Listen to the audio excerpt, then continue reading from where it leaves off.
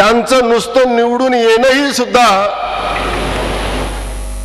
फार शोभादायी नाही.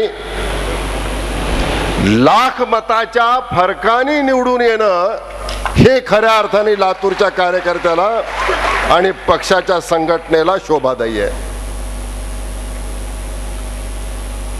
ते निवडून आल्यामुळं पक्षाची ताकद निश्चित वाढणार आहे. त्यांच्या निवडून येण्याची काळजी आम्हाला नाही. मी एवढ्यासाठी म्हणालो की त्यांना एवढ्यासाठी चांगल्या मताने निवडून द्यायचंय.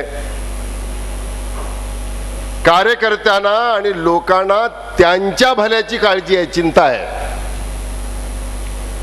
विरोधी पक्षाचे उमेदवार हे कोणाला तरी पाडण्यासाठी उभे आहेत. आमच्या पक्षाचे उमेदवार हे स्वतः